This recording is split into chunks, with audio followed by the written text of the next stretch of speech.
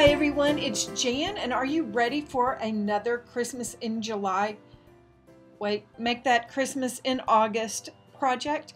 I am super excited to share this one with you. It may be my most favorite card that I've made lately. I am calling it a faux embossed birch bark technique, and I can't wait to share it with you. But before I do, I've got some really exciting news. I sound a little giddy, I know, but I have been working on this really hard, and I'm excited to tell you that my website now has a virtual classroom in it where we can do some self-paced classes that are based on the classes that I teach live at scrapbooking and stamp and art stores. This way anybody can come to one of my classes, and it's self-paced, and now you can do it whenever you want to.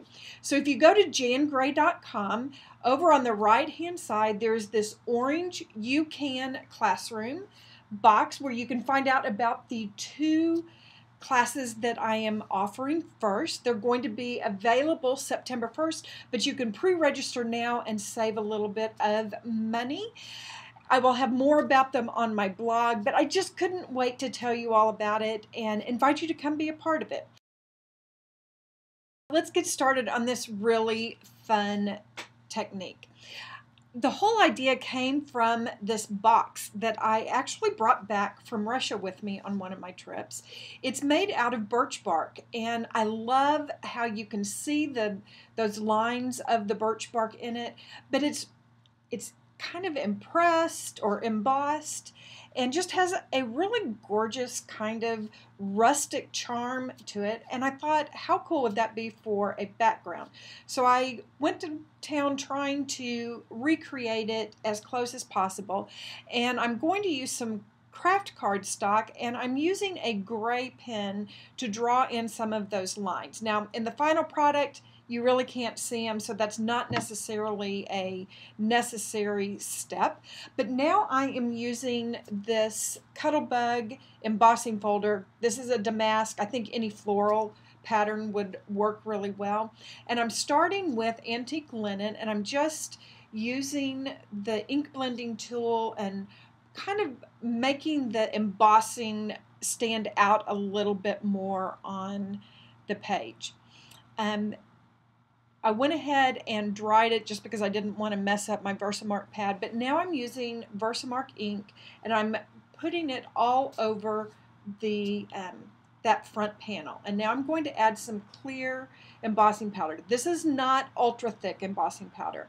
You really want to use the fine detail, even though we're covering the whole front of the card.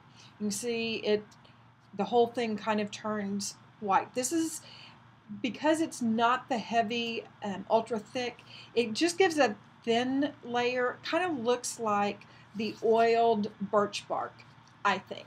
Very cool, and it just gets better because we're going to add just another detail, which is this lashing, which was also done with birch bark on this box, but I wanted to come up with a way that we could do that and have a really good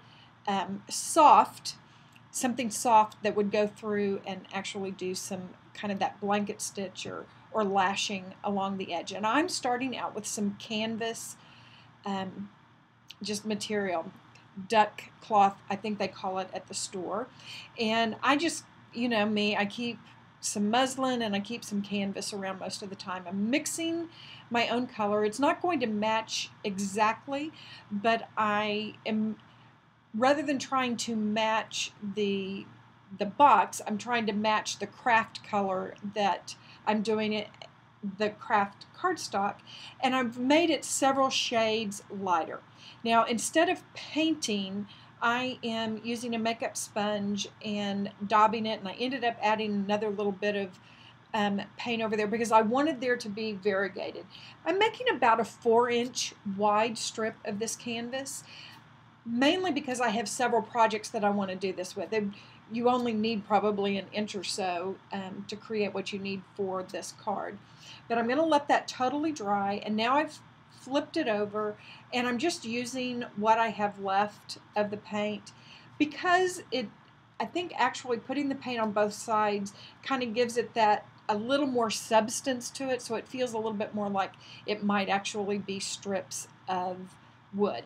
Now again, I was working on authenticity here, and I went ahead and put those lines in there, but I'll tell you, I can't see it in the finished card, so you don't necessarily need to do that. Now I'm using my rotary color and a self-healing mat. Be sure and have that down. You don't want to be doing that on your craft sheet.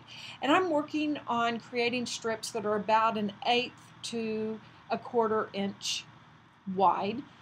Obviously have plenty of them, but I'm keeping it because I have several other projects that I want to do. And here's how we're going to create that lashing on this card. I am using a hole punch that is a 1/8 inch hole punch, and I'm lining up my Tim Holtz ruler over there about 1/4 of an inch inside the right hand side. And I just turn my punch over. I marked intervals of about 1/4 an inch. I think you don't really need to be precise. I think a little less precise makes it a little more real. But you take one of your strips, and to kind of make it a self needle, I cut an angle on one end. And one of the good things about having done this embossing, it actually gives a little more substance to that to our card front, and we're not going to damage it by pulling the lashing through. Kind of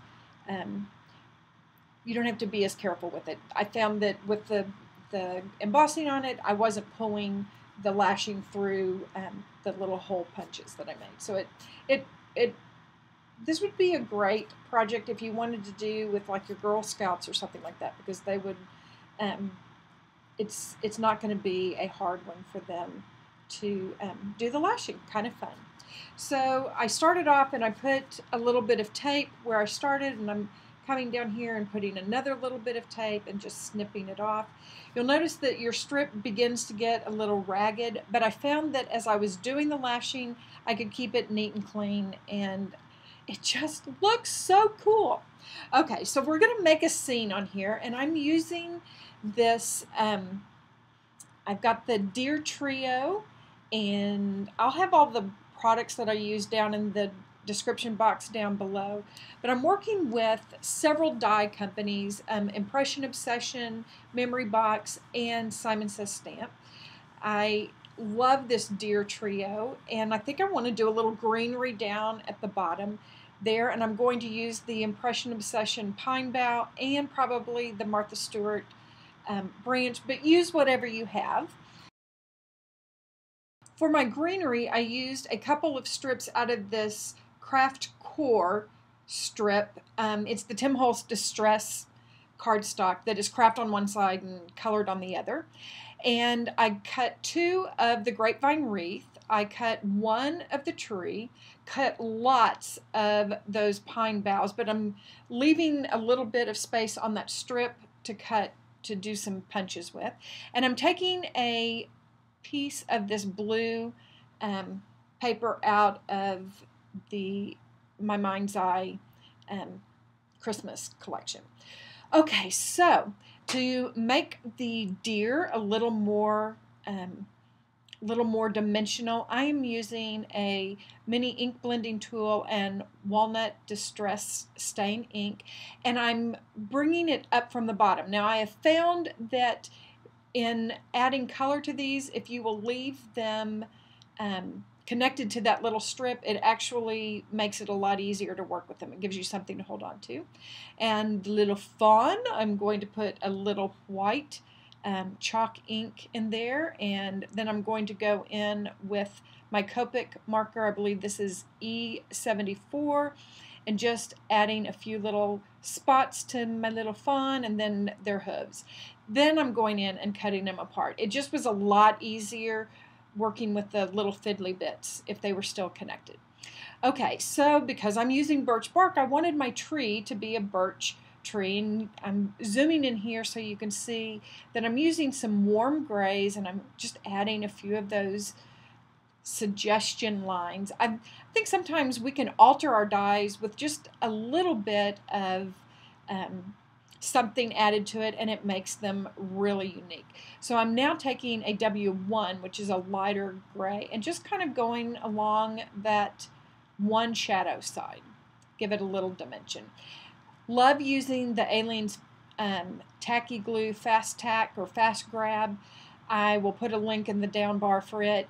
This, when I am building scenes, this is the glue that I want to use because it very quickly will dry and hold it in place, and it dries clear. So very easy when you're putting a scene together like this. Now I'm using these grapevine wreaths, but I have found that if I really want dimension with them, that cutting them in half is the best way to do it. And I'm kind of creating some hills and valleys with my fingertips, and then going in and just touching those places, squinching it together so that there are some hills and valleys in it. A little bit harder to do that if you use the full round wreath. But again, do whatever works for you. I just wanted there to be a little bit of dimension on this card. So I'm just touching it down in there, and then putting it over on the card. This glue sticks really well to the embossing powder. So now I'm doing the second one. Really the only trick here is to rotate the grapevine wreath so that it is not, you're not laying the same part of itself on top of each other. That way you'll get a little bit more dimension. And you know, when we get the greenery down at the bottom and the deer and everything else in there, it's just going to look like you had a really full grapevine wreath to work with. But again, cutting it apart, it gives you a little more freedom of things to work with.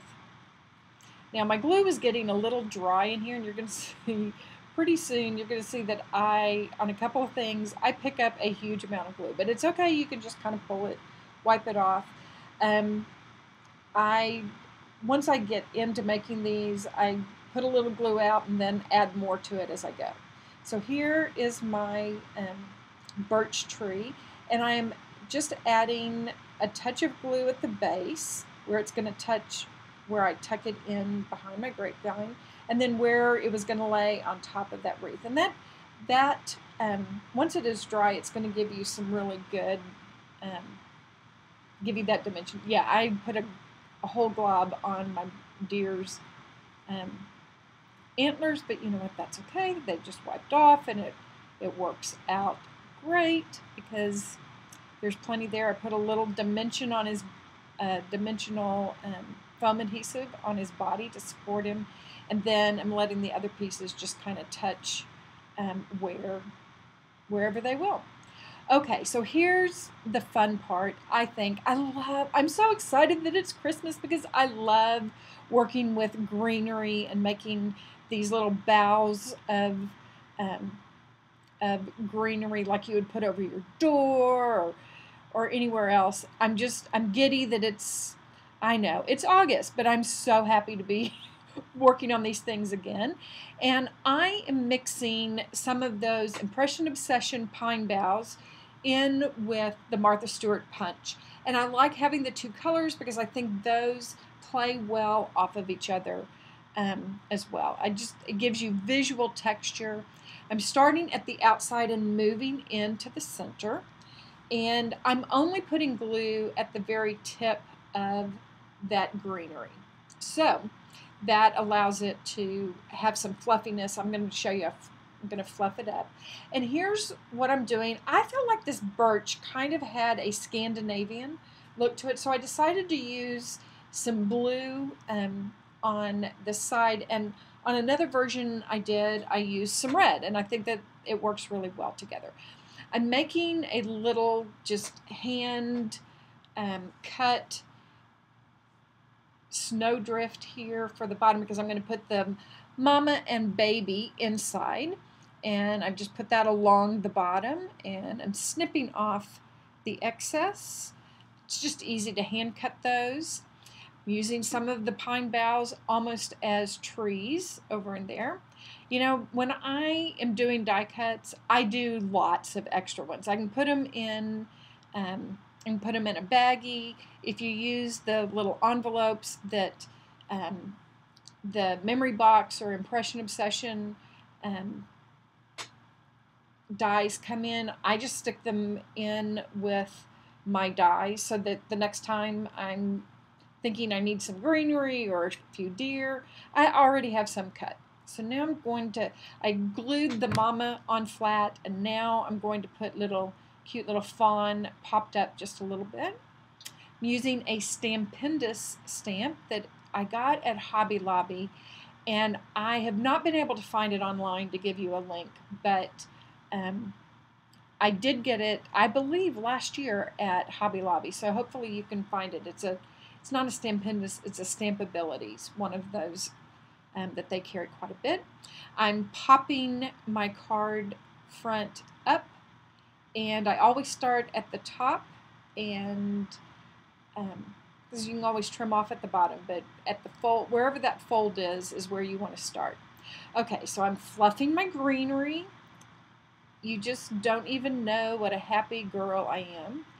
And because, hello, it isn't a Jann project until we have gotten out the rock candy dry stickles and the liquid applique. It's really Christmas project time when I get that out. You've seen me use it a lot, but if you're new to my channel, it's one of my favorite, just little details. Add just a little applique to it, and then because that is still wet, you can sprinkle your rock candy distress glitter. I would be very careful if you are not using rock candy, because you do not want to apply heat to anything else other than that. You can just leave it to dry, and it'll puff up a little bit, but I'm too impatient, so I like using the rock candy distress because you can heat it. I added a little bow at the bottom there, and it is done. Very, very, very fun. I love how my inspired by background turned out. I think this would be a great masculine card, or just a family card. I ended up making several of them because I love it, and I hope you will try it for yourself. Let me know how that goes. There will be products that I use down in the description box below, or you can find it over on my blog. I love this deer. It's just, I know I'm going to do several more things with this little grouping because I just think it's so fun. I also want to invite you to come be part of one of these classes, or both of these classes that we've got. If you pre-register, there's a little discount. Go over to the website, janngray.com, and I'm going to be giving away a couple of classes on my blog, so you'll want to go participate in that. I appreciate you stopping by and hanging out with me today. Thanks for letting me be excited about something that I've been working on for a long time. If you're new to my channel, please subscribe, and of course I invite you to follow me on Instagram, Pinterest, Facebook, and Twitter, because that's where we can dialogue and talk about things that are in the pipeline. Thanks for stopping by. I hope you have a great day, and be sure and save some time for creative play. I'll see you soon.